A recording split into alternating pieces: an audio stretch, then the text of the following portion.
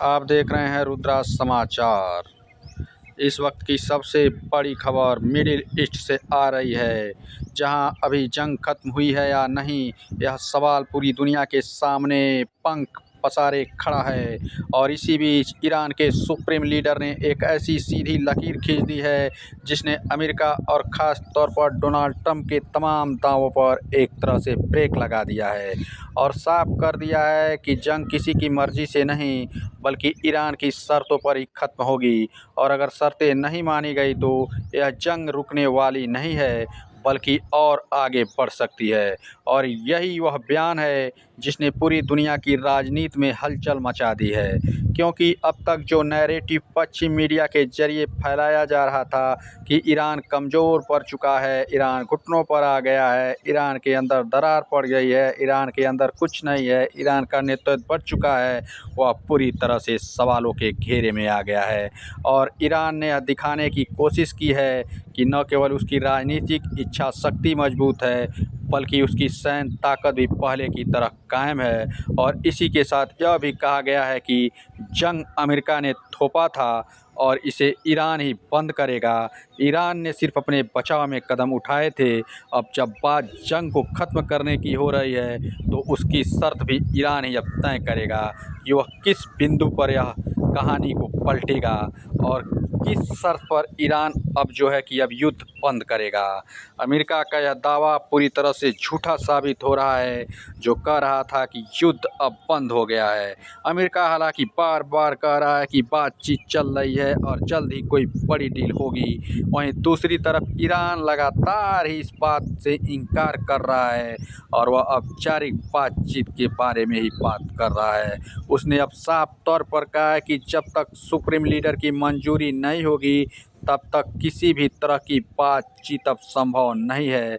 बातचीत का मतलब होगा सरेंडर। ईरान एक कभी नहीं करेगा। ईरान चाहता है ये जंग अभी जारी रहे और ये जंग जारी रहेगा। इसमें ईरान की संप्रभुता और सम्मान की बात है और ईरान इस चीज़ से कभी भी समझौता नहीं करेगा।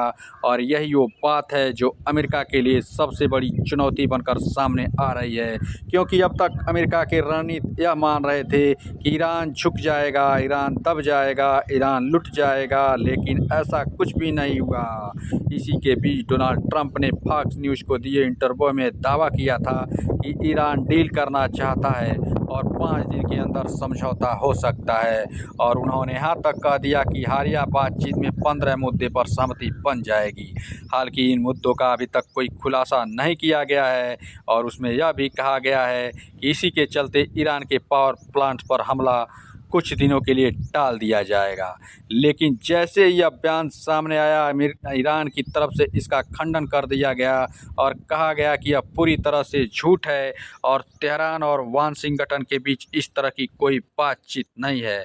यही वह विरोधाभास है जो इस पूरे घटनाक्रम को और जटिल बना रहा है, क्योंकि एक तरफ बातचीत की बात हो रही है तो दूसरी तरफ युद्ध की तैयारी भी जारी है। और इसी के दौरान ईरान ने एक वीडियो जारी किया जिसमें ज़मीन के नीचे बने मिसाइल ठिकानों को दिखाया गया और यह संदेश दिया गया कि यह सिर्फ एक झलक है, असली ताकत इससे कहीं ज़्यादा है। और यह वीडियो अपने आप में एक बहुत बड़ा संकेत है कि ईरान अभी भी पूरी तरह से युद्ध के लिए तैयार है और अगर ज़रूरत पड़ी तो अपनी पूरी ताकत का इस्तेमाल करने से भी पीछे नहीं हटेगा। और यही वह संदेश है जो अमेरिका और उसके सहयोगियों के लिए चिंता बन चुका है। दुनिया की अर्थव्यवस्था भी इससे खतरे में है। सबसे बड़ा खतरा ऊर्जा सुरक्षा पर पड़ रहा है, खास तौर पर तेल की सप्लाई को लेकर जो अनिश्चितता बनी हुई है उसने कई देशों को परेशान कर दिया है।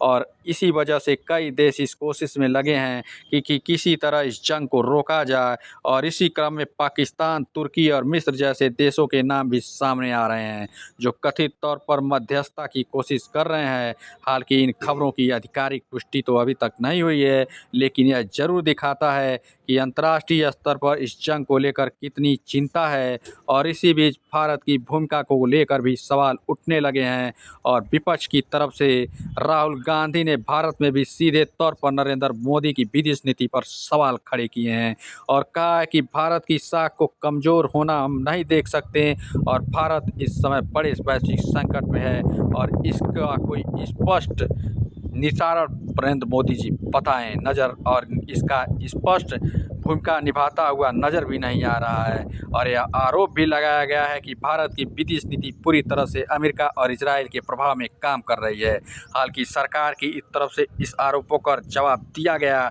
और कहा गया है कि भारत संतुलित और स्वतंत्र विदेश नीति पर चलता है और वह अपने राष्ट्रीय हितों के ध्यान में रखकर फैसले करता है।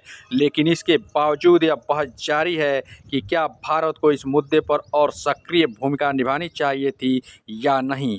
और इसी के साथ यह सवाल भी उठता है कि अगर यह जंग और लंबी खींचती है तो इसका असर भारत पर क्या होगा, क्योंकि भारत एक बड़ा तेल आयातक देश है और अगर तेल की कीमतें बढ़ती हैं तो इसका सीधा असर भारत के अर्थव्यवस्था पर पड़ेगा और आम जनता को महंगाई के रूप में इसकी कीमत चुकानी पड़ेगी। और यही वजह है कि भारत समेत दुनिया के कई देश इस जंग को जल्द से जल्द खत्म होते देखना चाहते हैं।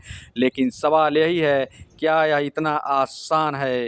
हकीकत यह है कि जंग अभी भी खत्म नहीं हुआ है, बल्कि एक अनिश्चित मोड़ पर खड़ा है जहां से यह किसी भी दिशा में जा सकता है और यही अनिश्चितता इसे पूरे संकट को और ख़तरनाक बना देती है।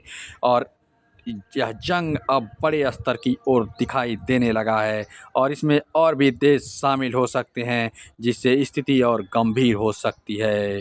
आने वाले समय की दिशा तय करेंगे और फिलहाल जो संकेत मिल रहे हैं वही बताते हैं कि पूरी तरह से अभी तक यह जंग शांत नहीं हुआ है और न ही पूरी तरह से युद्ध खत्म हुआ है, बल्कि यह एक ऐसी स्थिति है जहां बातचीत और टकराव दोनों साथ साथ चल रहे हैं।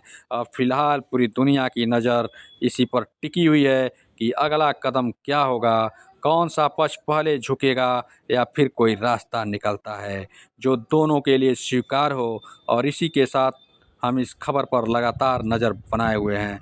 नमस्कार, आप देख रहे हैं रुद्रा समाचार।